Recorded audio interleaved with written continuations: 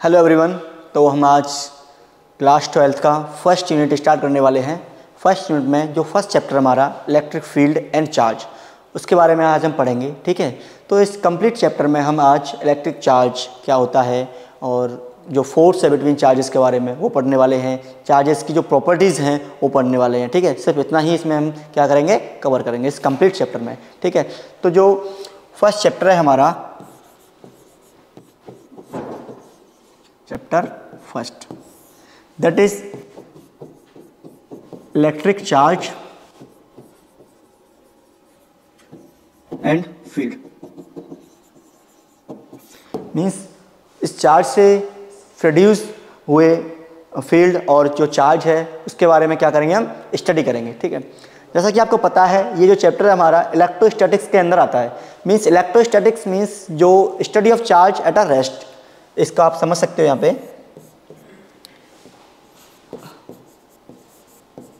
Study of charge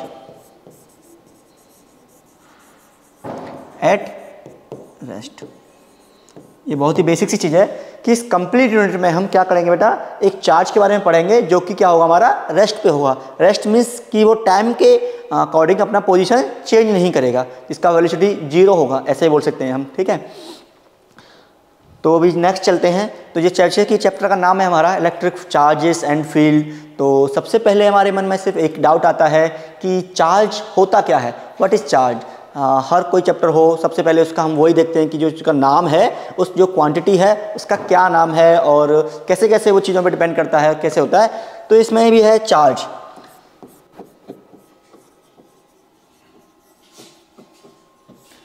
what is charge. तो बेटा charge is a fundamental property of any matter which produce and experience electric and magnetic effect. Means charge किसी भी object का एक fundamental means एक मूलभूत राशि है जो कि एक इलेक्ट्रिक और मैग्नेटिक के जो इफेक्ट्स हैं ना उनको एक्सपीरियंस और प्रोड्यूस कर सकती है। ठीक है, तो अब हम चार्ज को डिफाइन कर सकते हैं कि, ठीक है बेटा, ये क्या होता है बेटा, हमारा चार्ज का डेफिनेशन होता है। तो सब जानते हैं कि कोई भी क्वांटिटी हो उसका एक नोटेशन होता है कि हाँ, मास को हम m से डिनोट करते हैं, टाइम को t से डिनोट करते हैं। तो ऐसे ही चार्ज को किससे डिनोट करते हैं, चार्ज को c से नहीं बल्कि चार्ज को q से डिनोट करते हैं। ठीक है, और हर क्वांटिटी का एक यूनिट होता है, जैसे मास का kg है, टाइम का सेकंड है, ठीक है, और डिस्टेंस का मीटर है, किलोमीटर है। जैसे ऐसे ही चार्ज का हमारे पास एक ऐसा यूनिट है जो क्या है, कूलम्ब्स है। तो इसमें लिखेंगे हम सिंबल ऑफ चार्ज, आप इसको Q और स्मॉल q दोनों से नोट कर सकते हो। ठीक है, और इसका जो ऐसा यूनिट है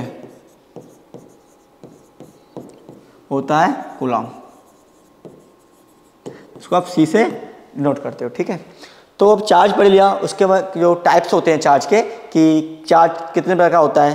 तो हमारे पास जो टाइप्स हैं चार्ज के वो दो प्रकार के हैं, एक पॉजिटिव और एक नेगेटिव। Types of charge.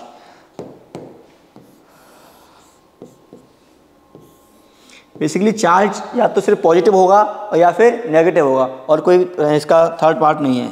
ठीक है, पॉजिटिव और नेगेटिव। इसके बाद जो हमारा जो टॉपिक आता है बेटा वो आता है प्रॉपर्टीज ऑफ चार्ज। अब चार्ज की डेफिनेशन देखी, चार्ज का सिंबल देखा, चार्ज का जो ऐसा यूनिट है वो भी देखा, चार्ज टाइप्स देखे कि कितने प्रकार के होते हैं, एक पॉजिटिव होता है, एक नेगेटिव होता है। अब इसकी जो प्रॉपर्टीज़ हैं चार्ज के हैं कि चार्ज क्या क्या प्रॉपर्टीज़ फॉलो करता है, या चार्ज की खुद की कुछ प्रॉपर्टीज़ होती हैं वो क्या क्या होती हैं, वो भी हम क्या करने वाले हैं, यहाँ पे स्टडी करने वाले हैं। ठीक है, तो हेडिंग लगाइए properties of charge.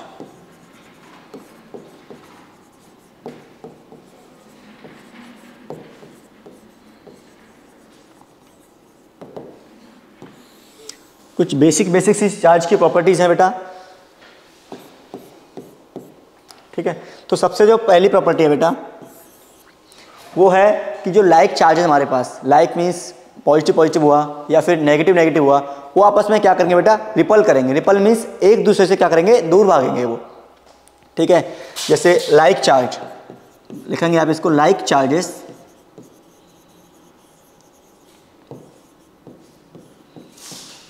Repel each other. ठीक है, अब सेकंड प्रॉपर्टी है कि अनलाइक, जो कि अपोजिट साइन के होंगे, जैसे पॉजिटिव नेगेटिव, ठीक है, वो क्या करेंगे, आपस में अट्रैक्ट करेंगे, मतलब एक दूसरे की तरफ आने की कोशिश करेंगे। ठीक है, अब एक चीज़ और कि इनमें जो लाइक चार्ज है वो रिपल जा रहे हैं और अनलाइक है वो अट्रैक्ट हो रहे हैं, इनमें एक फोर्स लग रहा है, उस फोर्स को हम आगे जाके स्टडी करेंगे। ठीक है,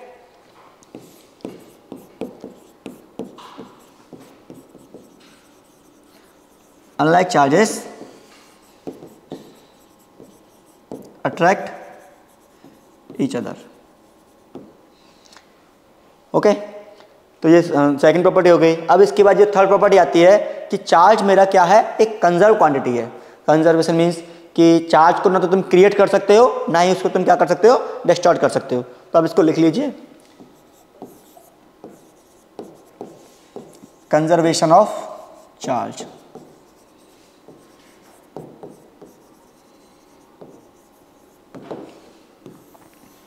ना तो चार्ज क्रिएट किया जा सकता है, ना ही चार्ज डिस्टॉर्ट किया जा सकता है। लेकिन हाँ, हम चार्ज को क्रिएट कर सकते हैं। आप जब ग्रेजुएशन में आओगे तो चार्ज को देखेंगे कि चार्ज क्रिएट हो रहा है। ठीक है, जैसे बीटा पार्टिकल वगैरह न्यूट्रॉन वगैरह में टूट गया, लेकिन जो इक्वल अमाउंट ऑफ चार्ज यानी नेट चार्ज है वो फिर भी जीरो ही रहेगा उनका। ठीक है, चार्ज क्रिएट हो सकता है अगर इक्वल अमाउंट में और अपोजिट चार्ज, जैसे मैंने अगर क्यू क्रिएट किया तो उसका एक क्यू नेगेटिव भी क्रिएट होना चाहिए, तभी तो इसका नेगेटिव जो टोटल चार्ज है वो जीरो होगा। ठीक है, ऐसे इंडिविजुअल चार्ज हम क्रिएट नहीं कर सकते हैं। ये होता था हमारा क्या, कंजर्वेशन ऑफ चार्ज। इसका एक और देखिए कि हमारे पास कोई एक आइसोलेटेड सिस्टम है। तो आइसोलेटेड समझते हो ना आप, आइसोलेटेड मीन्स कि सपोज मानो तुम्हारे पास एक रूम है, ना तो इसमें कोई खिड़की है, ना कोई इसमें कोई दरवाजा है, ना तो इससे कोई भी मैटर है बाहर जा सकता है, नहीं बाहर से अंदर आ सकता है, मीन्स पूरा आइसोलेटेड है ये। ठीक है, इसमें कुछ भी पास नहीं हो सकता। तो ऐसे मेरे पास एक आइसोलेटेड बॉडी है, इसमें मेरे पास कुछ चार्जेस हैं, माइनस के 3 कूलम, प्लस के 2 कूलम और प्लस का 1 कूलम। ये मेरे पास 3 चार्जेस हैं। मैंने देखा ये सिस्टम ए है मेरा। ठीक है, ये मेरा आइसोलेटेड है। कुछ देर बाद देखा सिस्टम ए को, इसमें प्लस 3 कूलम माइनस 1 कूलम हुआ और एक क्यू चार्ज हुआ। ठीक है, अगर मुझे इस क्यू को डिनोट करना हो, क्या फाइंड करना हो, तो कैसे करूंगा मैं, जो यहाँ पे चार्ज था मेरा, ठीक है, जो टोटल चार्ज यहाँ पे था वही टोटल चार्ज कहाँ रहेगा, यहाँ रहेगा। क्यों, क्योंकि ये चार्ज मेरा क्या है, कंजर्व है, नहीं क्रिएट हुआ है, नहीं डिस्ट्रॉयड हुआ है। ठीक है, और ये मेरा क्या है, एक आइसोलेटेड सिस्टम है, तो ना तो यहाँ से कोई बाहर से चार्ज आया होगा, ना ही बाहर चार्ज गया होगा। तो जो टोटल चार्ज यहाँ पे है, इसका जो नेट चार्ज है, इसको मैंने क्यू बोला, वो इक्वल रहेगा किसके, इसका जो नेट चार्ज है, जिसको मैंने क्यू डैश बोला।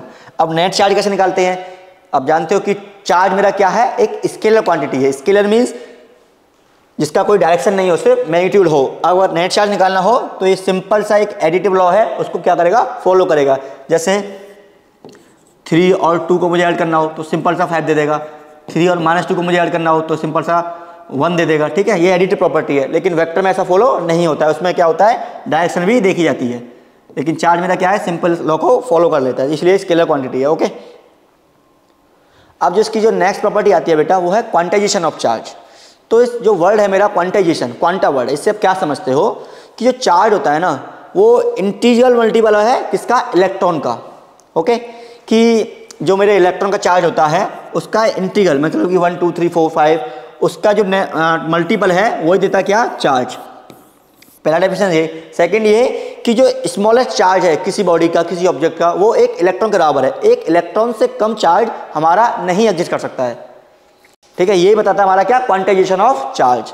तो इसको हम लिखेंगे अच्छे से,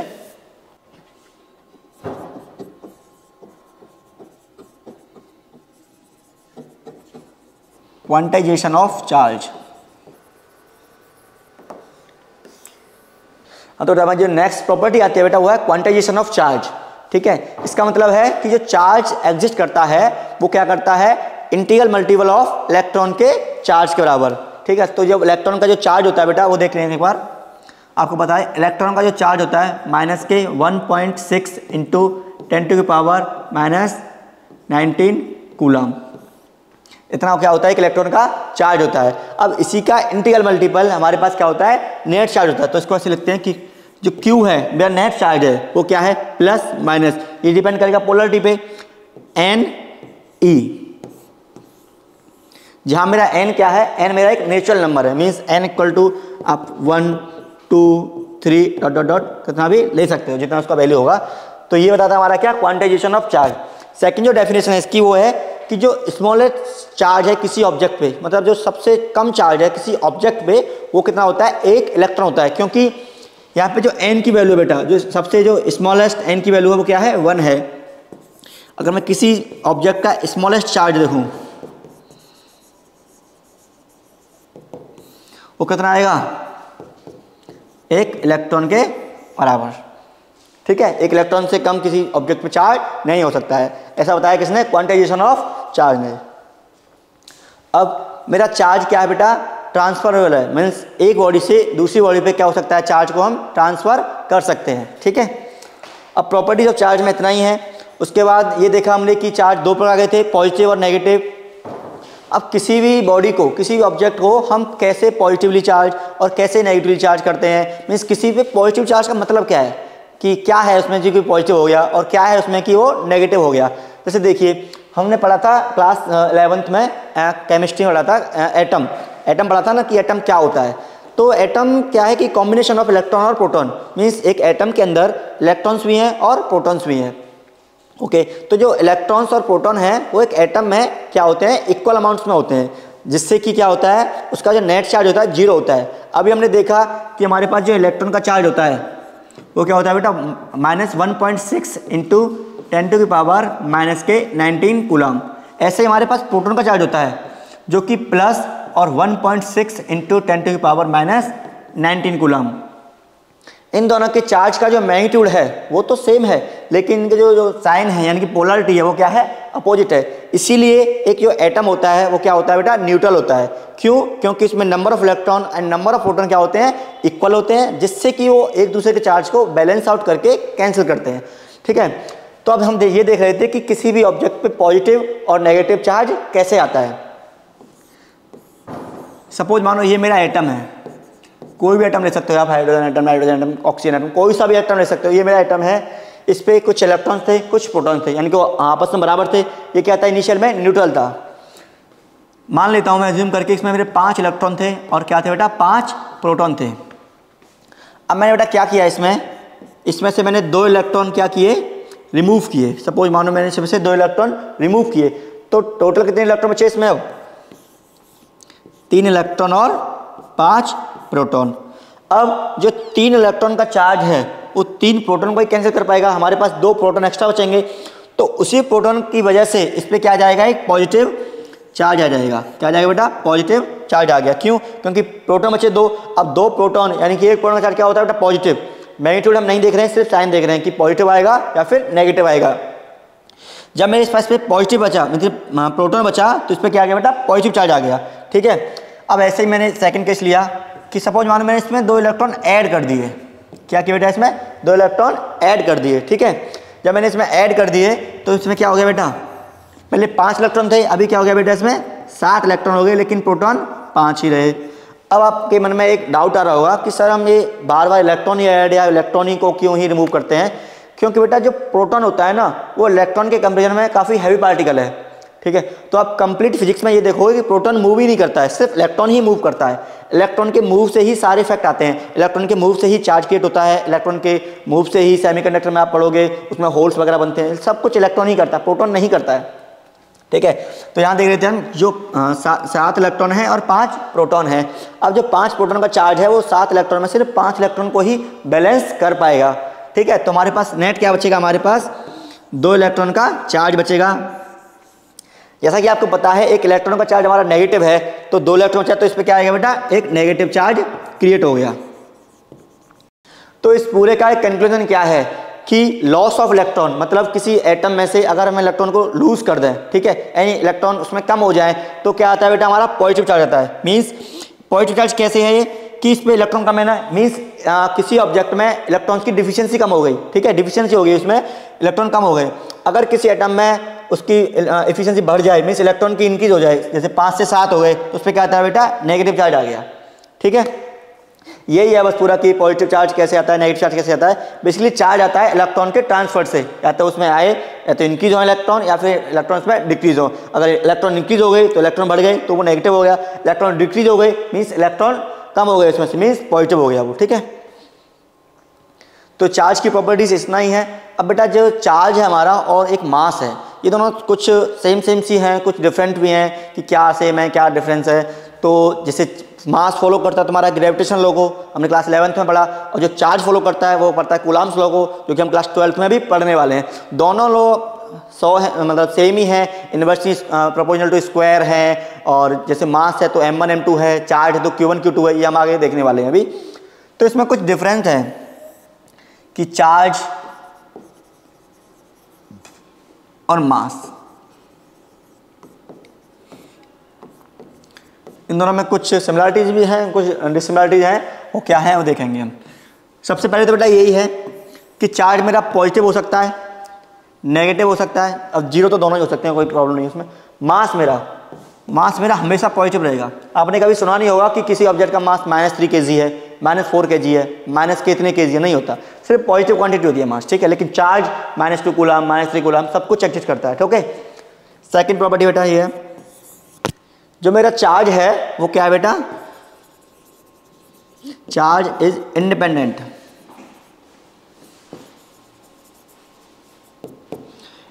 ऑफ वेलोसिटी। मीन्स चार्ज की जो वैल्यू है बेटा, जो वेलोसिटी पे यानी कि वेग पे डिपेंड नहीं करती है। जैसे यहाँ अभी ये था, अब इसको कितनी भी स्पीड से मूव कराओ उसका चार्ज सेम ही रहेगा, मतलब चेंज नहीं होगा। लेकिन मास क्या है बेटा, मास क्या करता है, मास उस पर डिपेंड करता है। कैसे डिपेंड करता है, आप इसको बीएससी लेवल में पढ़ोगे या फिर आगे पढ़ने वाले हो कि m0 1/v²/c²। यहाँ पे जो v है वो एक ऑब्जेक्ट की वेलोसिटी है जो कि एज कंपेयर टू c है। c means speed of light, आप यहाँ पे लिख सकते हो। c क्या है बेटा, यहाँ पे बेटा स्पीड ऑफ लाइट,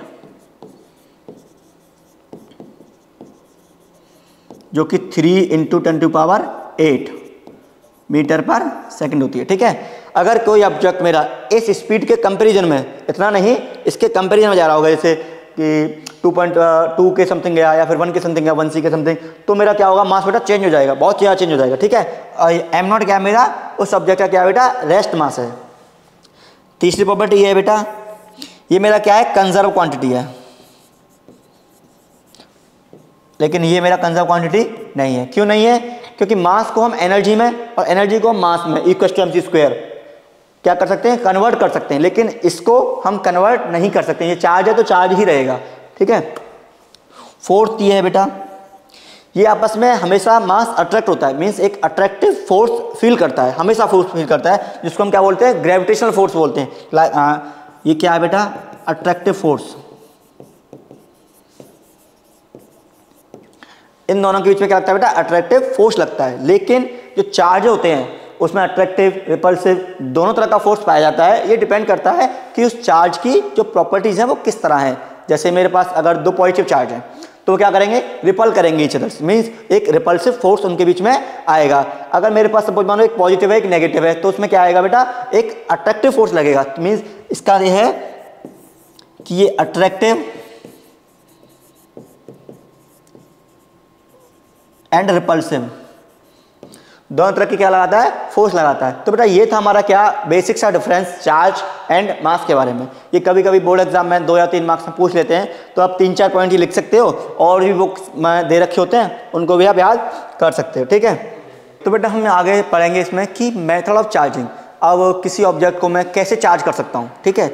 ऑब्वियसली अगर मैं किसी ऑब्जेक्ट को बेटा चार्ज कर रहा हूँ तो उसका मतलब वो कंडक्टर ही होगा, क्योंकि हम कंडक्टर को चार्ज कर सकते हैं ना, कि इंसुलेटर को तो हम चार्ज ही नहीं कर सकते क्योंकि उसमें फ्री इलेक्ट्रॉन नहीं होते।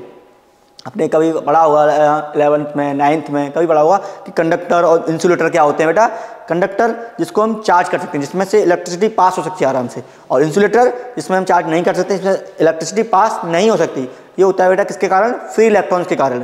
कंडक्टर में फ्री इलेक्ट्रॉन्स होते हैं तो पास हो सकती है, इंसुलेटर में नहीं होते हैं तो पास नहीं हो सकती है। तो क्या पढ़ेंगे बेटा हम इसमें, मेथड ऑफ चार्जिंग।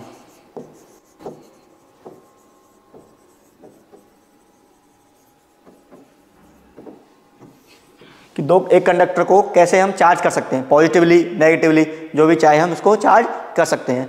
तो सबसे पहले मेथड आता है बेटा हमारा क्या, डायरेक्ट मेथड। ठीक है, इसका एक और नाम है जो बुक्स में होता है कंडक्शन। ठीक है, अब इसको कंडक्शन भी लिख सकते हो।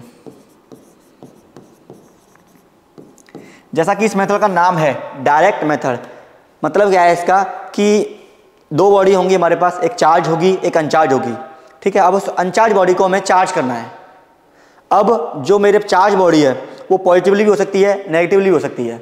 ठीक है, अब मुझे जो अनचार्ज बॉडी है अगर मुझे पॉजिटिवली चार्ज करनी है तो मैं क्या करूँगा, एक चार्ज बॉडी लाऊंगा पॉजिटिव वाला, उसको क्या कराऊंगा, उसे टच कराऊंगा। टच मीन्स मेथड का नाम है ना डायरेक्ट मेथड, डायरेक्ट इसको क्या कराऊंगा, टच कराऊंगा, जिससे कि चार्ज क्या होगा बेटा, ट्रांसफर होगा।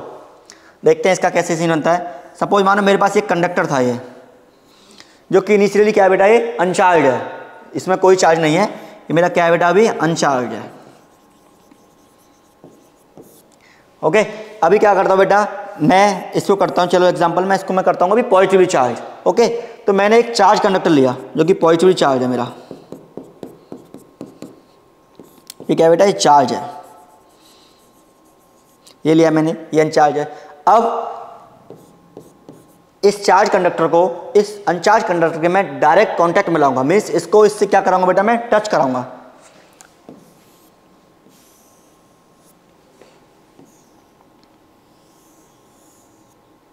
अभी थोड़ा टच नहीं हुआ है, हाँ अभी थोड़ा टच हो गया है। इसको क्या कराऊंगा बेटा, मैं टच कराऊंगा, तो इससे क्या होगा, सब इस पे पॉजिटिव पॉजिटिव है। अब ये जो अनचार्ज है, अनचार्ज मीन्स चार्ज जीरो है, इसका चार्ज जीरो मीन्स इसमें जो इलेक्ट्रॉन्स हैं एंड प्रोटॉन्स हैं वो क्या है, इक्वल हैं, इक्वल है, तभी तो ये एक दूसरे के चार्ज को क्या कर रहे हैं, कैंसिल आउट कर रहे हैं। अब इसमें क्या होगा, इसमें इलेक्ट्रॉन्स भी हैं और प्रोटॉन्स भी हैं, इसमें एक पॉजिटिव चार्ज है। इस पॉजिटिव चार्ज से आप क्या समझते हो, आपने देखा ना पहले कि पॉजिटिव चार्ज मीन्स इलेक्ट्रॉन्स उसमें कम है, यही तो होता है पॉजिटिव चार्ज, मतलब प्रोटॉन ज़्यादा है इलेक्ट्रॉन कम है। तो इसमें से क्या होगा, यहाँ से इलेक्ट्रॉन क्या होंगे, इसमें यहाँ पे ट्रांसफर होंगे। अब प्रोटॉन क्यों नहीं होते, मैंने बताया क्योंकि प्रोटॉन क्या है बेटा, हैवी पार्टिकल है, इसीलिए क्या है इलेक्ट्रॉन यहाँ से यहाँ पे क्या होंगे बेटा, ट्रांसफर होंगे। अब इलेक्ट्रॉन जितने ट्रांसफर होंगे उतने ही प्रोटॉन यानी उतने ही पॉजिटिव चार्ज को क्या करेगा, ये कैंसिल करेगा। और जैसे अगर सपोज मानो इसमें 10 थे, ये 10 पॉजिटिव चार्ज हैं इसमें, ठीक है, अब इसमें ये कोई मेरा एक न्यूट्रल एटम है यानी अनचार्ज एटम है। अब इसमें से सपोज मानो कि 5 इलेक्ट्रॉन यहाँ पे ट्रांसफर हुए। अब जैसे 5 इलेक्ट्रॉन यहाँ पे ट्रांसफर हुए तो यहाँ पे जो 10 पॉजिटिव चार्ज थे उसमें से 5 को कैंसिल कर दिया, मीन्स 5 पॉजिटिव चार्ज बचे। अब यहाँ से तो 5 इलेक्ट्रॉन निकल गए ना, तो 5 इलेक्ट्रॉन निकलेंगे, इसका मतलब इस चार्ज बॉडी में से 5 इलेक्ट्रॉन कम हो गए। ठीक है, अब 5 इलेक्ट्रॉन कम हो गए तो इस पर कौन सा चार्ज आ गया, 5 प्रोटॉन के बराबर यानी 5 पॉजिटिव चार्ज आ गया। जितना इलेक्ट्रॉन यहाँ से रिमूव होगा उतना ही यहाँ का पॉजिटिव चार्ज डिक्रीज होगा और उतना ही पॉजिटिव चार्ज यहाँ पे क्या हो जाएगा, इंक्रीज हो जाएगा, मतलब क्रिएट हो जाएगा। अच्छा, अगर ये मेरे पास सब मानो 10 है और ये हमें मुझे 5-5 करना है, ये कैसे पता चलेगा कि 5-5 ही होगा, कितना होगा, ये डिपेंड करता है बेटा, ये जो बॉडी है मेरी सेम होनी चाहिए, मीन्स आइडेंटिकल बॉडी होनी चाहिए, इनका जो शेप है सेम होना चाहिए, इनका जो साइज है वो सेम होना चाहिए, और इनका जो मटेरियल है मीन्स कि दोनों बॉडी सेम ही मटेरियल से बनी होनी चाहिए, तभी मेरा क्या है चार्ज इक्वली डिवाइड होगा, अदरवाइज नहीं होगा। अगर मैं बोलूँ कि इसमें मेरा क्यू चार्ज था, टच सॉरी यहाँ पे नहीं, यहाँ पे लिखो, इसमें मेरा क्यू चार्ज था कोई, ठीक है, जब मैंने इसको टच किया, अगर ये दोनों ही आइडेंटिकल हैं तो अभी इसको टच करने के बाद जब इसको मैं सेपरेट करूँगा ना, जैसे ये मेरा आ गया तो इस पर मेरा चार्ज कितना आएगा बेटा, Q/2, इसमें मेरा चार्ज क्या आएगा, Q/2, सेम पोलरिटी के चार्ज आएंगे और हाफ मैग्नीट्यूड, मतलब इतना मैग्नीट्यूड का इतना ही इतना, अगर मैं इसको सम करूँगा तो मुझे क्या मिलेगा, पहले वाला चार्ज मिलेगा। इसी कंसेप्ट में हमारे जो फोर्स के क्वेश्चन हैं वो आते हैं, हम देखेंगे इसमें कि कैसे होता है कि मेरे पास 2 चार्ज थे, उसको पहले मैंने इससे टच किया फिर इससे टच किया, अब बताओ फोर्स क्या रहेगा।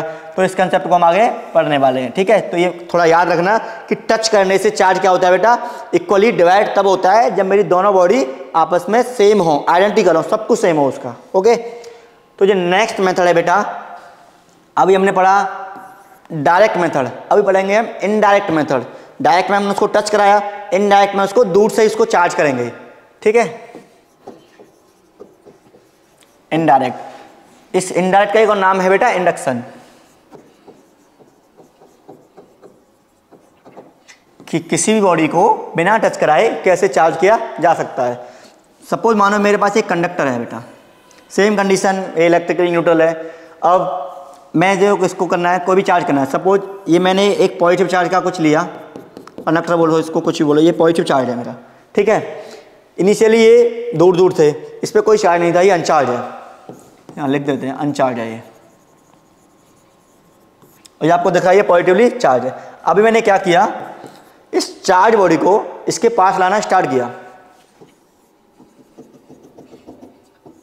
पास लाया मैं इसको, ठीक है। शेप पे मत जाना, शेप सर्कल बनता नहीं है, कुछ भी बना सकते हो आप, शेप ही होता है।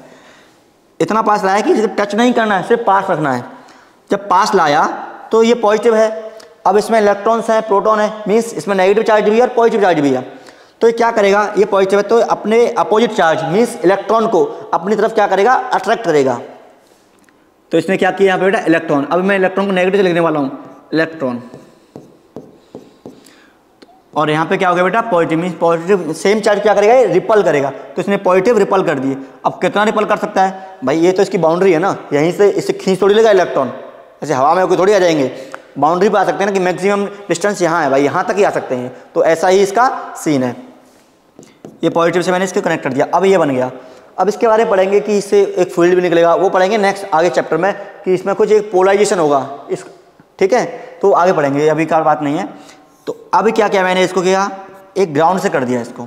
अब ग्राउंड से क्यों किया, क्योंकि मुझे इसमें एक नेगेटिवली चार्ज लाना था, और मेरा ये जो अर्थ है, जो ग्राउंड है, वो क्या है बेटा, ओशियन है इलेक्ट्रॉन का। इस वर्ड से आप क्या समझते हो कि अर्थ के पास इतने इलेक्ट्रॉन्स हैं कि आप उससे जितने चाहे ले सकते हो, जितने चाहे उसमें आप दे सकते हो, ठीक है। तो अभी ये पॉजिटिव चार्ज है, अर्थ के पास क्या है बेटा, इलेक्ट्रॉन्स हैं, सिर्फ इलेक्ट्रॉन्स हैं। अब यहाँ इलेक्ट्रॉन्स हैं, यहाँ पॉजिटिव चार्ज है, इसको क्या लगेगा, पॉजिटिव कब आता है किसी बॉडी पे, जब उसमें इलेक्ट्रॉन्स कम होते हैं, ठीक है। अब यहाँ पे इलेक्ट्रॉन्स कम है, यहाँ पे इलेक्ट्रॉन्स बहुत हैं, तो क्या होगा, जहाँ बहुत होते हैं वहाँ से कम पे जाते हैं ना, ये होता है, हर चीज़ में होता है। सपोज मानो तुम्हारे पास दो बकेट्स हैं, एक बकेट में फुल पानी है, एक बकेट खाली है। अगर मैं दोनों को कनेक्ट करूँ तो जिसमें पानी है वो जो खाली है उससे पानी फ्लो होगा ना उसमें, तो जब तक होगा जब तक वो फुल नहीं, बराबर नहीं हो जाए। लेकिन इसमें नहीं हो सकता, क्योंकि इसमें तो इलेक्ट्रॉन बहुत है ना, और ये तो थोड़े से प्रोटॉन है इसमें, ठीक है। जैसे अगर बड़ी बकेट लूँ और मैं एक छोटा सा मग लूँ, तो ऐसा थोड़ी है कि आधी बकेट का पानी आधे मग में आ जाए, वो कब तक फ्लो करेगा, जब तक वो मग भर नहीं जाए। ऐसे ही यहाँ पे है, ये छोटा सा पार्ट है, तो इलेक्ट्रॉन तब तक आएंगे जब तक ये पूरा इलेक्ट्रॉन से भर नहीं जाएगा। अभी इसने सपोज मानो इलेक्ट्रॉन यहाँ से ट्रांसफर करना स्टार्ट किया, इलेक्ट्रॉन आ रहे हैं। अब इलेक्ट्रॉन आएंगे तो मेरा क्या होगा, पॉजिटिव चार्ज क्या होगा, खत्म होता जाएगा। एक इलेक्ट्रॉन आया, एक पॉजिटिव गया, दो इलेक्ट्रॉन आए, दो पॉजिटिव गया।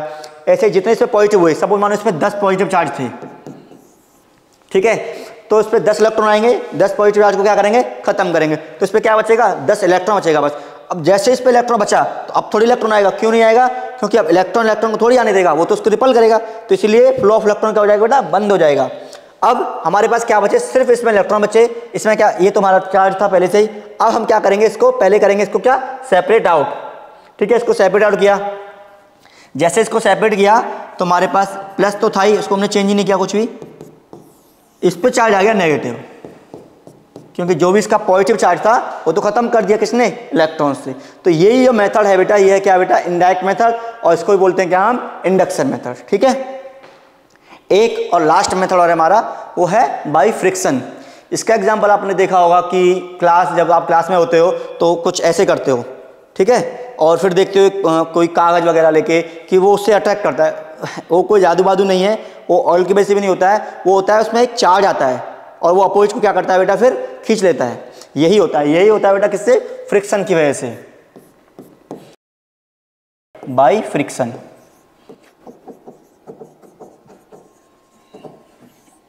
अब इससे कैसे होगा कि सपोज मानो मेरे पास एक ऑब्जेक्ट ये है और एक ऑब्जेक्ट ये है। अब हर ऑब्जेक्ट एटम से बना है, हर एटम के पास इलेक्ट्रॉन्स हैं, ये आप सब जानते हो, और हर एटम का एक बैलेंस सेल होता है कि जो इलेक्ट्रॉन्स है भाई यहाँ पे हैं वो, ठीक है। कुछ इलेक्ट्रॉन्स होते हैं जो लूजली बाउंड होते हैं बैलेंस सेल में। अब इसका भी है, तो मैं सीधा इलेक्ट्रॉन यहाँ पे नोट कर रहा हूँ, इस पर भी कुछ इलेक्ट्रॉन थे। अब मैंने क्या किया, जैसे यहाँ दिया फ्रिक्शन की वजह से मैंने क्या किया, इनको रब किया। अब रब किया तो फ्रिक्शन की वजह से इन दोनों में एक हीट प्रोड्यूस हुआ, ठीक है, क्योंकि हम आप अपने हाथ को रब कीजिए तो आपके हाथ देखेंगे कि कुछ देर बाद हीट होने लग जाएंगे। ये क्या होता है? फ्रिक्शन की वजह से। अब जैसे हीट हुए तो हीट हुआ है बेटा, सबसे पहले हीट हुए, हीट होने के बाद इसमें क्या हुआ? एक थर्मल एनर्जी जो हीटिंग इफेक्ट से आती है बेटा, थर्मल एनर्जी।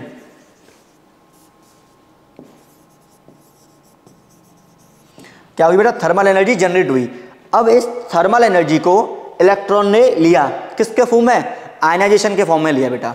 अब ये बोलोगे कि आयनाइजेशन एनर्जी क्या होती है, तो आप क्लास 11th में जाइए, आयनाइजेशन एनर्जी। आयनाइजेशन एनर्जी वह मिनिमम एनर्जी होती है, अगर मैं किसी एटम को आयनाइजेशन एनर्जी दे दूं तो उससे क्या करेगा? इलेक्ट्रॉन इजेक्ट कर देगा, इलेक्ट्रॉन को वहाँ से निकाल सकता है, वो उसकी मिनिमम एनर्जी होती है। तो ऐसे ही इन इलेक्ट्रॉन को क्या मिलेगी? आयनाइजेशन एनर्जी मिलेगी। तो ये क्या करेंगे बेटा? यहाँ से यहाँ पे मूव करना स्टार्ट कर देंगे। अब जैसे ही इलेक्ट्रॉन मूव करना स्टार्ट किए तो क्या क्रिएट होगा वहाँ पे? चार्ज। सपोज मानो ये मेरे दोनों अलग अलग ऑब्जेक्ट थे, ये ए था, ये बी था, तो ये अलग अलग ऑब्जेक्ट हैं, अलग अलग एटम है, तो इनका जो बैलेंस बॉन्ड होगा अलग अलग होगा, और लूजली कोई किसी के लूजली बाउंड होंगे, किसी के टाइटली बाउंड होंगे। जिसके लूजली बाउंड होंगे तो उनको क्या लगेगा बेटा? कम एनर्जी लगेगा। जैसे मैंने जिसको थोड़ा सा हीट किया तो उसका जो लूजली बाउंड इलेक्ट्रॉन है वो अपनी जगह से यहाँ पे आ जाएगा, मतलब पोजीशन चेंज कर देगा। जैसे ही इसने इलेक्ट्रॉन रिमूव किए तो जिसने पहले रिमूव किए उस पर क्या आ गया बेटा? पॉजिटिव आ गया। अब जो रिमूव करके इलेक्ट्रॉन जाएगा कहाँ? दूसरी बॉडी पे, इस पे आ गया तो वो क्या आ गया बेटा? नेगेटिव चार्ज आ गया। ऐसे ही हम क्या करते हैं? इन पे दोनों पे पॉजिटिव और नेगेटिव चार्ज क्रिएट करते हैं। एक ये मेथड ऐसा है जिससे हम चार्ज को क्या कर सकते हैं? एक पे पॉजिटिव एक पे नेगेटिव, मतलब कि दो अनचार्ज बॉडी लेके हम दोनों बॉडी को चार्ज कर सकते हैं भाई फ्रिक्शन से, ठीक है। लेकिन ये चार्ज थोड़ा टेम्परेरी होता है, ऐसा नहीं है कि परमानेंट यही रहेगा, ये टेम्परेरी होता है। थोड़ी देर बाद जैसे कूल डाउन होंगी ये अपने आप ही वो चेंज हो जाएगा।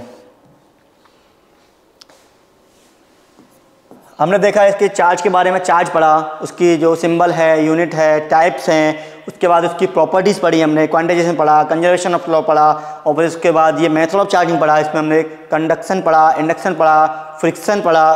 फिर उसके बाद अब आता है कि चार्ज है, ओके। चार्ज है तो दो चार्ज के बीच में एक फोर्स भी था, जैसे हमने बोला था कि दो चार्ज है हमारे बेटा जो रिपल्सन कर रहे हैं या फिर अट्रैक्टिव कर रहे हैं, तो वो किसकी वजह से कर रहे हैं? कुछ तो फोर्स लग रहा होगा ना उनके बीच में, एक रिपल्सिव फोर्स, एक अट्रैक्टिव फोर्स। तो वो फोर्स को डिफाइन करने के लिए एक लॉ आया जिसको बोलते हैं, जिसको दिया किसने? कुलाम्स ने। तो उसका नाम हो गया Coulomb's law of electrostatic force. Means क्या है इसका? कि कुलाम्स ने लॉ दिया इलेक्ट्रोस्टैटिक, मीन्स जो चार्ज हमारे रेस्ट पर हों उनके बीच में जो फोर्स लगता है उससे रिलेटेड एक लॉ आया। अब ये लॉ कैसा है? ये एकदम सिमिलर दिखता है, कैसे लॉ के जैसा? जैसे आपने क्लास 11th में पढ़ा था ग्रेविटेशनल लॉ ऑफ फोर्स। क्या पढ़ा था आपने? F = G m1 m2 upon r square. ये आपने पढ़ा था क्लास 11th में। जब दो मास होते हैं हमारे पास तो उनके बीच में एक अट्रैक्टिव फोर्स लगता है। देखा था आपने कि मास के बीच में सिर्फ अट्रैक्टिव लग सकता है। तो जो अट्रैक्टिव फोर्स लगता है वो होता है m1 m2 upon r square. r means जो दो मास हैं वो कितनी दूरी पर सेपरेट आउट है, मतलब दो मास के बीच का डिस्टेंस। g क्या है? g मेरा एक ग्रेविटेशनल कांस्टेंट है। ये सब आप 11th में पढ़ के आए हो। तो यहाँ पे हम पढ़ेंगे कि जो चार्ज है, पार्टिकल हैं, उनके बीच में फोर्स कैसे लगता है। तो आप हेडिंग डालिए फोर्स बिटवीन टू चार्जेस। पहले हम देखेंगे टू चार्जेस, फिर देखेंगे हम मल्टीपल चार्जेस। तो टू चार्जेस के बीच में कैसे फोर्स लगता है, इसी फोर्स को डिफाइन करने के लिए एक लॉ आया था, बताया मैंने, कुलाम्स लॉ। तो उसके बारे में स्टडी करते हैं कि वो क्या होता है कुलाम्स लॉ। तो उन्होंने क्या एक एक्सपेरिमेंट किया होगा, कुछ तो किया होगा इन्होंने, एक्सपेरिमेंट किया। तो उन्होंने देखा कि जो फोर्स लग रहा है दो चार्ज के बीच में वो क्या है? डायरेक्टली प्रोपोर्शनल है Q1 और Q2। जैसे यहाँ है ना, जो फोर्स है डायरेक्टली प्रोपोर्शनल है M1 एंड M2। तो इन्होंने भी यही देखा कि दो चार्ज हैं। पहली बात तो स्टेट मतलब रेस्ट पे हैं, क्योंकि हम पहले बता चुका हूँ इस कंप्लीट यूनिट में हम चार्ज क्या होगा? रेस्ट होगा। तो मेरे पास सपोज मानो Q1 है चार्ज, वो भी किस पे है बेटा? रेस्ट पे है। Q2 चार्ज है, वो भी किस पे है बेटा? रेस्ट पे है। वी मतलब उसका वेलोसिटी 0 है। अब ये मेरा क्या है बेटा? Q1 एंड Q2 एक डिस्टेंस पे रखे हुए हैं बेटा, ठीक है। एक r डिस्टेंस है, इस पे क्या हुए हैं? ये रखे हुए हैं। तो इनके बीच में एक फोर्स लगेगा जिसको हम क्या बोलते हैं बेटा, कूलम्ब्स फोर्स बोलते हैं या फिर इलेक्ट्रोस्टैटिक फोर्स बोलते हैं। वो क्या होता है, कूलम्ब्स ने पाया कि जो फोर्स है वो directly proportional means Q1 Q2 और इन्वर्सली प्रोपोर्शनल इसके डिस्टेंस के स्क्वायर के है। ठीक है, अब देखो सेम है ना, सिमिलर है, यहाँ पे Q1 Q2 आर स्क्वायर, यहाँ पे M1 M2 आर स्क्वायर, एकदम सेम है। इसका यहाँ पे कांस्टेंट आता है G, ऐसे ही इसका भी एक कांस्टेंट आएगा जिसको मैं बोलता हूँ K, Q1 Q2 are square. ठीक है, अब इस K को जैसे G को डिफाइन किया ना कि 6.67 × 10⁻11, तो ऐसे ही इस K का एक वैल्यू है 9 × 10⁻9 यूनिट्स। यूनिट निकालना आप क्लास 11th में सीख के आए हो कि अगर मेरे पास फोर्स न्यूटन में है, ये मीटर में है, ये कूलाम में है, ये कूलाम में, तो K का यूनिट में निकाल सकता हूँ। ठीक है, तो K को हम एक और चीज़ से डिफाइन करते हैं कि जो K है मेरा 1/4πε0 ये बताता है। एप्सिलॉन क्या होती है बेटा, परमेबिलिटी होती है किसकी, फ्री स्पेस की। ठीक है, अब अगर मैं इसको मीडियम में रख दूं तो वो चेंज हो जाएगा, फिर के मीडियम लेना पड़ेगा मुझे, ये लेना पड़ेगा और इसका भी चेंज करना पड़ेगा। ठीक है, तो यही होता है मेरा क्या, कूलम्ब्स लॉ। यहाँ पे इसको वापस एक फॉर्मूला लिखते हैं 1/4πε0 Q1 Q2 आर स्क्वायर। ये है मेरा दो चार्ज के बीच में लगने वाला फोर्स। अब ये रिपल्सिव होगा, अट्रैक्टिव होगा, ये कैसे पता चलेगा, इन चार्जों के मैग्नीट्यूड को देख के कि चार्ज मेरे पॉजिटिव है नेगेटिव है। सपोज मानो ये भी पॉजिटिव था और ये भी पॉजिटिव था, तो अब क्या करेगा, दूर भागेंगे। ये नेगेटिव था, ये नेगेटिव था, क्या करेंगे, दूर भागेंगे।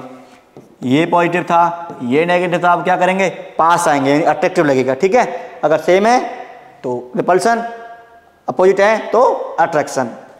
ठीक है, एक और बेटा, एक और इसमें नोटेशन ये है कि ये जो कूलम्ब्स लॉ है ना, ये कैसे एक्ट करता है। मीन्स सपोज मानो ये मेरा एक चार्ज, अब थोड़ा बड़े लेवल पे चलते हैं, ये मेरा Q1 था, ये मेरा Q2 था। ठीक है, अब ये पॉइंट चार्ज ही है, सिर्फ पॉइंट चार्ज मतलब सिर्फ इनका जो रेडियस है वो है ही नहीं। पॉइंट चार्ज इसे बोलते हैं हम, जो रेडियस नेग्लेजिबल हो, इसमें रेडियस कुछ नहीं है, बहुत छोटे चार्ज हैं। सिर्फ मैंने तुम्हें दिखाया है कि जो चार्ज का जो फोर्स है वो लगता है, ऐसे नहीं है कि इस पर फोर्स लग रहा है तो ऐसे भग जाए, ऐसे आ जाए भाई। अगर रिपल्सन करेगा तो ऐसे क्यों नहीं जा रहा है, ऐसे क्यों नहीं, ये लगता है। इनका जो सेंटर है ना, इसी के अलॉन्ग इस पर क्या लगेगा बेटा, फोर्स लगेगा। इसका जो सेंटर है इसी के अलॉन्ग क्या लगेगा, इस पर फोर्स लगेगा। ठीक है, अगर ये दोनों पॉजिटिव चार्ज हुए तो सेपरेट आउट हो रहा है, यानी इसके अलॉन्ग फोर्स लग रहा है। अगर ये नेगेटिव चार्ज हुए,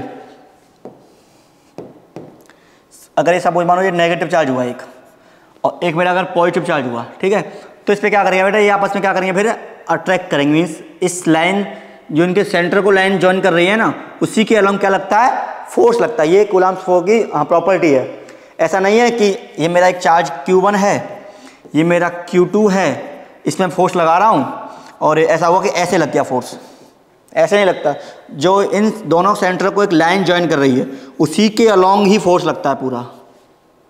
समझ गए ना, तो ये प्रॉपर्टी है, इसको थोड़ा ध्यान में रखना। तो अभी हमने जो देखा है वो देखा है बेटा Coulomb's law in a normal form. Means सिर्फ हमने मैग्नीट्यूड की बात की है कि हमारे पास एक स्पेस था, ये Q1 है, ये Q2 है भाई, अब इसमें एक ये इतने डिस्टेंस में फोर्स निकालो। अगर हम बात करें ज्योमेट्री में जाएं, ठीक है, ज्योमेट्री में जाएं मतलब 3D ज्योमेट्री में गए हम, तो एक वेक्टर स्पेस हो गया पूरा वेक्टर कि हाँ एक्स एक्सिस में ये है, वाई एक्सिस में ये है, जेड में ये है, तो एक पोजीशन डिफाइन हो गया उनका। ठीक है, अगर वहाँ देखें हम चार्ज को तो कैसे डिफाइन करेंगे, कैसे उसको में फोर्स निकालेंगे, तो इसके लिए आया इसी का वेक्टर फॉर्म। तो उसको देखते हैं कि क्या होता है वो vector form of Coulomb's law. CL लिखता हूं मैं इसको। ठीक है, अब जैसा कि आपको पता है वेक्टर्स आपने क्लास 11th में पढ़े हैं, फिर भी थोड़ा सा एक रिव्यू देते हैं कि वेक्टर कैसे वर्क कर रहा है, क्या है। ये मेरा एक 3D प्लेन है, x y और z, ये मेरा 3D प्लेन है। ये मेरा क्या बेटा, ऑरिजिन है। ठीक है, थोड़ा सा बेसिक यहाँ समझ लीजिए, और इसके बाद आप क्लास के बाद थोड़ा 11th में जाके जो फर्स्ट चैप्टर है हमारा मैथमेटिकल टूल, उसमें एक बार वेक्टर का रिव्यू ले लीजिएगा कि कैसे ये वर्क करता है। तो ये मेरा क्या है बेटा, ओरिजिन है। अगर सपोज मानो इस मेरे 3D प्लेन में एक पॉइंट है P मेरा पॉइंट है जो कि 3D प्लेन में है, तो इसका ये कोऑर्डिनेट क्या होगा बेटा, x y z मेरा क्या होगा, इसका कोऑर्डिनेट होगा। अगर मैं इस O से जो कि मेरा ओरिजिन है 0,0,0 एक लाइन बनाऊं सीधा, मतलब एक पॉइंट आउट करो, एक वेक्टर बनाओ O से P तक, तो ये क्या होता है, मेरा एक पोजीशन वेक्टर होता है। क्यों होता है, क्योंकि ये P मेरा क्या कर रहा है, पोजीशन को डिफाइन कर रहा है कि मेरा P है, P पॉइंट पे क्या है, x y z। P point x axis से x डिस्टेंस पे, y एक्सिस से y डिस्टेंस पे, z एक्सिस से z डिस्टेंस पे दूर है, में से इसकी ये पोजीशन बता रहा है। तो इसको मैं बोला कि ये r वेक्टर है। अब इस r वेक्टर को कैसे लिखते हैं, आपने शायद पढ़ा होगा, नहीं पढ़ा तो आप देख लीजिए कि मेरे पास अगर a पॉइंट ये है और ये मेरा b पॉइंट है, ठीक है, एक वेक्टर ऐसे ही होता है, ठीक है। इसको क्या बोलते हैं बेटा हम, इसको बोलते हैं इसका टेल, इसको बोलते हैं इसका हेड, ठीक है। टेल और हेड मतलब अगर ऐसे जाए तो पीछे टेल होता है ना वैसा, कोई भी जानवर हो तो उसका सबके पीछे टेल ही होता है, आगे हेड होता है। ऐसे ही जो एरो शो करता है ना, ये करता है किसको बेटा, हेड को, और जो बैक साइड इसको करती है किसको, टेल को। अगर मुझे ए बी वेक्टर लिखना है बेटा, ए बी वेक्टर लिखना है, मीन्स अगर इसके कुछ ए पॉइंट्स हैं, इसके बी पॉइंट्स हैं, अगर मुझे ए बी वेक्टर बनाना है तो मैं क्या लिखता हूँ बेटा, बी के पॉइंट्स हैं, बी के पॉइंट्स में से क्या करता हूँ बेटा, मैं माइनस करता हूँ किसके पॉइंट्स, ए के पॉइंट्स, ठीक है, with unit cap. Unit cap समझते हो ना, आई जे के, एक्स में माइनस करूंगा मैं एक्स एक्सिस के सिर्फ आई आएगा, वाई में माइनस करूंगा वाई के तो जे आएगा, के में करूंगा तो मैं जेड में करूंगा तो के आएगा। ऐसे ही में अगर मुझे ओपी वेक्टर लिखना हो, ओपी वेक्टर जो कि मेरा पोजीशन वेक्टर है, इसको मैंने आर से नोट किया है, तो मैं कैसे लिखूंगा, ओ पी, मतलब पी में से ओ के पॉइंट्स नेगेटिव करने हैं, सेम एक्सिस वाले।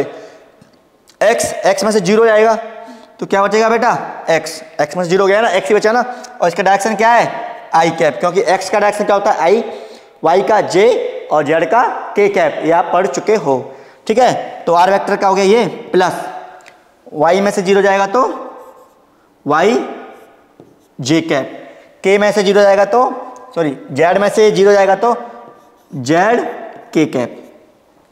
ये मेरा जो ओपी वेक्टर है बेटा, ये क्या है, मेरा एक पोजीशन वेक्टर है।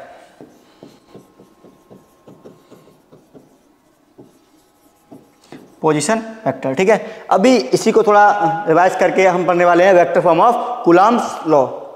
चलो देखते हैं। अभी हमने देखा कि कैसे हम पोजीशन वेक्टर लिखते हैं किसी पॉइंट का। तो ये मेरा एक्स एक्सिस था, ये मेरा वाई एक्सिस है, ये मेरा जेड एक्सिस है, ठीक है। अब इतना तो पता होगा कि ये तीनों एक्सिस आपस में परपेंडिकुलर होते हैं, ठीक है, तो ठीक है। अभी मेरे सपोज मानो ये मेरा ओरिजिन है, ये मेरा क्या है, ओरिजिन है। मेरे पास 2 पॉइंट चार्ज हैं, एक है मेरा Q1, ठीक, जो कि x1, x2, y1 और z1 पे है, ठीक है। x1, y1 और z1 पे है मेरा Q1। ऐसे ही मेरा एक स्पेस में पड़ा है Q2, जो कि x2, y2 और z2 इसका पोजीशन है, ठीक है। इसको मैंने नाम दिया बेटा, ये है मेरा R1 वेक्टर, नहीं R1 नहीं, ये 2 है ना, तो ये R2 वेक्टर, और इसको नाम दिया बेटा मैंने क्या, R1 वेक्टर, ठीक है। अब बेटा मुझे R1 और R2 means Q1 and Q2 के बीच में क्या निकालना है, फोर्स निकालना है, ओके। तो हम क्या करने वाले हैं, जैसे मुझे अगर निकालना है force on Q1 due to Q2, ठीक है, तो हम कैसे करने वाले हैं बेटा, फोर्स ऑन Q1 ऐसे लिखेंगे हम इसको, force on 1 due to 2, vector sign आएगा। अब फोर्स ऑन 1 देख रहे हैं हम, फोर्स ऑन 2, तो इसका जो डायरेक्शन बनेगा बेटा ऐसे बनेगा, वेक्टर तो ऐसे बनेगा ना, जैसे हमने यहाँ देखा A और ये B है। अगर मुझे ऐसे वेक्टर खींचना हो तो मैं वेक्टर कैसे बनाता हूँ, पीछे से आगे। तो अब किसके लिखूंगा मैं, 1 से B में, इसको मैं अगर मैं R नाम दूँ, अगर मैं R नाम दूँ तो मेरा एक R वेक्टर बनेगा। कैसे बनेगा बेटा R वेक्टर, R वेक्टर कैसे बनेगा, Q1 यानी कि जो 1 का जो पॉइंट है उसमें से क्या करूँगा मैं, 2 के पॉइंट सब्ट्रैक्ट करूँगा। तो 1 का पॉइंट क्या है बेटा, R1 वेक्टर। भाई 1 का जो पोजीशन वेक्टर है वो R1 वेक्टर ही तो है, और जो 2 का पोजीशन वेक्टर क्या है, R2 वेक्टर है। तो R1 माइनस के R2 कर दूं तो मुझे क्या मिल जाएगा, R वेक्टर मिल जाएगा, ठीक है। ऐसे ही तो है ना। अगर मुझे देखना हो, रिवर्स देखना हो इसका, यानी कि फोर्स ऑन Q2 देखना हो Q1 के रेस्पेक्ट में, तो क्या हो जाएगा मेरा डायरेक्शन, Q1 से Q2, ठीक है। इसका मतलब क्या है, Q1 से Q2 मतलब ये है कि R2 का जो पोजीशन वेक्टर है, अब जैसे मैंने यहाँ से इसको थोड़ा ग्रीन कर लेते हैं, सपोज मानो मैंने यहाँ से यहाँ गया, इस साइड गया, मतलब कि इसका मतलब है बेटा फोर्स ऑन Q2, इस पे फोर्स है इसके रेस्पेक्ट में, समझे थोड़ा। तो इसके फोर्स है इसके रेस्पेक्ट में, अगर मैं ऐसे एरो कर रहा हूँ तो मुझे ये पोजीशन वेक्टर चाहिए। तो कैसे चाहिए मुझे, ये पीछे वाले से हमेशा पीछे वाले से आगे वाले को, नहीं सॉरी, आगे वाले से पीछे वाले क्या करते हैं, सेपरेट करते हैं। इसका मतलब Q2 में से Q1 को और R2 में से R1 को क्या करेंगे, हम सेपरेट करेंगे। Q2 मतलब पोजीशन इसका और Q1 मतलब ये वाला है पोजीशन। तो पहले ये देख रहे हैं फोर्स ऑन 1 ड्यू टू 2, तो K मेरा कांस्टेंट आएगा ही, Q1 और Q2 चार्ज का मैग्नीट्यूड आएगा। अब क्या था बेटा, अब था यहाँ पे क्या, डिस्टेंस का स्क्वायर। अब ये जो डिस्टेंस का स्क्वायर है वो क्या है, आर वेक्टर है मेरा। अब किसी वेक्टर का अगर मुझे स्क्वायर चाहिए, मतलब इसका जो मैग्नीट्यूड चाहिए, तो कैसे निकालता हूं मैं, R1 माइनस R2 का मैग्नीट्यूड, ये मेरा आ गया। अब मुझे क्या चाहिए, इसका स्क्वायर चाहिए। आपको बताया ना कि मेरे पास अगर R वेक्टर है XI cap YJ cap, suppose मालूम मैं 2 में ले रहा हूँ 2D में, मुझे इसका R मैग्नीट्यूड चाहिए, तो कैसे निकालता हूँ मैं इसका, x square plus Y square, Z cap भी ले लीजिए आप, कन्फ्यूजन मत रखिए बस, तो प्लस जेड स्क्वायर, ठीक है। यही तो हो गया, बेसिकली कुछ नहीं है, ये सिर्फ डिस्टेंस ही मेंटेन कर रहा है। आप इसको ऐसे भी निकाल सकते हो कि यहाँ से यहाँ एक पॉइंट है मेरा XYZ में, और एक पॉइंट है 0 0 0। तो आप क्लास 10th में जो आपने पढ़ा था ना डिस्टेंस फॉर्मूला, 2 पॉइंट्स के बीच में डिस्टेंस कैसे निकालनी है, जैसे R equal to under root में x1 minus x2 plus y1 minus y2 plus z1 minus z2, ऐसे निकालते हैं ना। तो सेम यही है, x माइनस 0 यानी कि x square, y minus 0 y square, z minus 0 z square, तो ये तो बन गया ना x square plus y square plus z square.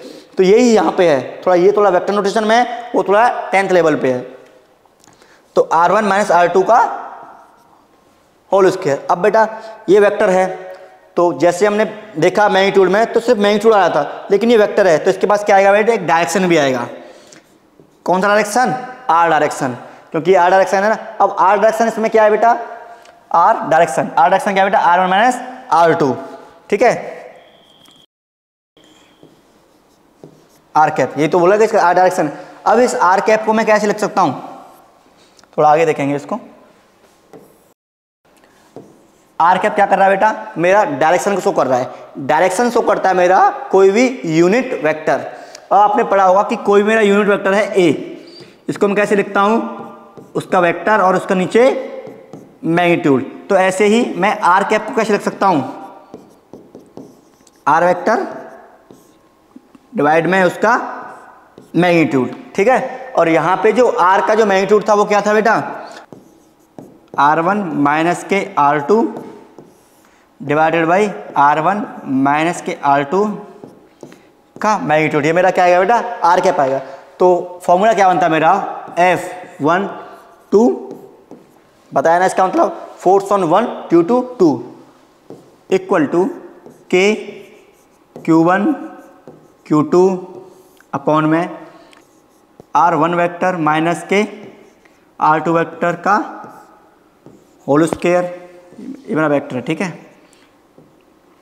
Are cap की हम वैल्यू रखिए, R1 वेक्टर माइनस के R2 vector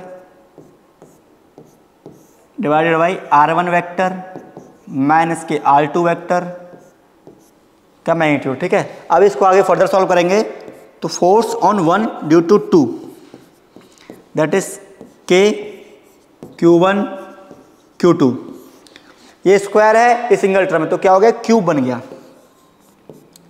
R1 vector minus R2 vector का होल क्यूब, रेस्ट क्या बचा हमारे पास, R1 vector minus R2 vector. ये क्या आया बेटा, हमारा फोर्स आया, किससे, वेक्टर लॉ से। ये क्या मेरा वेक्टर फॉर्म है, किसका, कूलॉम्स लॉ का, ठीक है। Where R1 and R2 is the position vector of Q1 and Q2। तो आप इसको थोड़ा यहां लिखेंगे, where K आपको पता है कांस्टेंट है, ठीक है। Q1 Q2 आपके क्या है बेटा, चार्जेस है। R1 वेक्टर क्या है, R1 वेक्टर है बेटा पोजीशन वेक्टर, तो मैंने पोजीशन वेक्टर लिखना बताया ना अभी आपको, position vector of Q1 charge. Same R2 क्या है बेटा, पोजीशन वेक्टर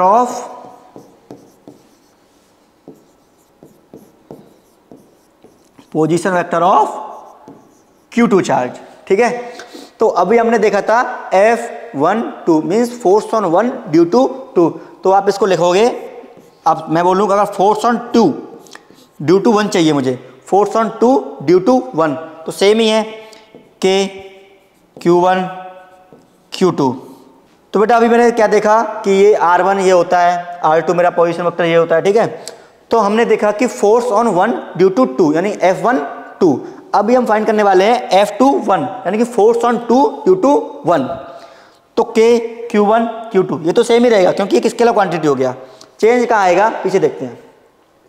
यहाँ पे क्या था बेटा R1 माइनस R2, जब हम बात कर रहे थे फोर्स ऑन 1 ड्यू टू 2, जहाँ पे R1 Q1 का पोजीशन है, R2 Q2 का पोजीशन वेक्टर है, और यहाँ पे क्या बेटा R1 माइनस R2 का मॉड्यूलस का होल क्यूब, ये मॉड है, इसका मतलब R2 माइनस R1 करो या R1 माइनस R2 करो, ये मैग्नीट्यूड बताता है सिर्फ। ठीक है, क्योंकि इसको हम जब निकालते हैं तो सेम ही देता है, या तो R1 से R2 का डिस्टेंस देखो। अब भाई एक बात बताओ कि मेरा ये पॉइंट है A और B, मेरे स्पेस में 2 पॉइंट हैं, अगर बोलूँ मैं A से B कितना है, भाई A से B भी 5 किलोमीटर होगा, B से A कितना होगा, वो भी 5 किलोमीटर होगा। भाई मैग्नीट्यूड थोड़ी चेंज होता है, क्या चेंज होती है, सिर्फ डायरेक्शन। ठीक है ना, जैसे सपोज मानो तुम्हारे घर से जो मार्केट है वो कितना है 5 किलोमीटर, तुम्हारे घर से मार्केट कितना है वो भी 5 किलोमीटर, और मार्केट से घर वो 5 किलोमीटर है, तो सेम है ना, मैग्नीट्यूड सेम है, लेकिन डायरेक्शन ऐसे गए। सपोज मानो ईस्ट में पड़ता है तुम्हारे घर से ईस्ट में पड़ता है वो, तो ईस्ट गया, रिटर्न आए तो वेस्ट आ गए, तो डायरेक्शन चेंज हो गई ना। ऐसे ही इस पर इफेक्ट नहीं पड़ेगा, इस पर इफेक्ट नहीं पड़ेगा, कहाँ इफेक्ट पड़ेगा, फिर यहाँ इफेक्ट पड़ेगा। यहाँ पे R1 माइनस R2 है ना, अब क्या हो जाएगा R2 माइनस R1, जब मैं F21 लिखूंगा तो क्या हो जाएगा बेटा R2 माइनस R1, ये सेम ही रहेगा R1 माइनस R2। आप सेम कर लो, आपको थोड़ा याद करना है तो उसको चेंज कर लो, कैसे भी कर सकते हो। ठीक है, तो आपने एक चीज देखा, यहाँ पे है R2 माइनस R1, यहाँ पे क्या बेटा R1 माइनस R2, तो इससे कंक्लूजन निकलता है बेटा क्या कि force on 1 due to 2 is equals to negative of force on 2 due to 1। कैसे निकला ये देखो, अगर मैं इसको R1 और R2 की फॉर्म में लिखूं तो यहां से मैं एक नेगेटिव कॉमन लूंगा, तो यहां क्या बनेगा R1 माइनस R2, तो R1 माइनस R2 क्या है मेरा F1, यही है F12, तो इसको मैं ऐसे लिख सकता हूं। ये था क्या बेटा हमारा vector form of Coulomb's law. ठीक है, अब ये तो थे मेरे क्या बेटा कि मेरा फोर्स है 2 चार्ज के बीच, कि मेरा एक Q1 है एक Q2 है। अगर मेरे पास ऐसा हो कि सिस्टम ऑफ चार्जेस हो, मतलब Q1 हो Q2 हो Q3 हो Q4 हो Q5 हो, n चार्जेस हो, n नंबर ऑफ चार्जेस हो, तो उन चार्जों की वजह से एक पार्टिकुलर चार्ज पे कितना फोर्स फील होगा उसको हम कैसे निकालते हैं। तो जैसा कि आपको पता है फोर्स मेरा क्या है, एक वेक्टर क्वांटिटी है। अगर मैं बोलूं कि वेक्टर क्वांटिटी क्या होती है तो आपने 11th में ये सब पढ़ा होगा कि वेक्टर क्वांटिटी मतलब वेक्टर सम को फॉलो करे, डायरेक्शन मैग्नीट्यूड सब कुछ हो। जैसे मेरा एक बार देख लेते हैं, यहाँ पे ये ए वेक्टर है, ये बी वेक्टर है, ये सी वेक्टर है। अगर मुझे ऐड करना हो तो मैं सीधा ऐसे यूज करता हूँ ए बी सी, मैं क्या करता हूँ बेटा A vector plus B vector plus C vector, फिर इनके बीच में एंगल फाइंड करते हैं, इसको उनको सॉल्व करते हैं, ये आप 11th में देख चुके हो। तो ऐसे ही मेरे पास अगर मल्टीपल चार्जेस हैं, उनकी वजह से अगर मैं एक सिंगल चार्ज पे फोर्स देख रहा हूँ कि क्या फोर्स होगा, वो होता है क्या वेक्टर सम से। अब इसी वेक्टर सम को एक नाम दिया गया क्या, principle of superposition of force.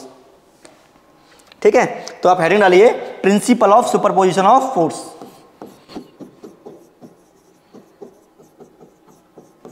Principle of superposition, ये काफी इंपॉर्टेंट है। अगर आपने इसको समझ लिया तो जिससे कि इलेक्ट्रिक फील्ड फोर्स सब कुछ आसानी से हो जाएगा।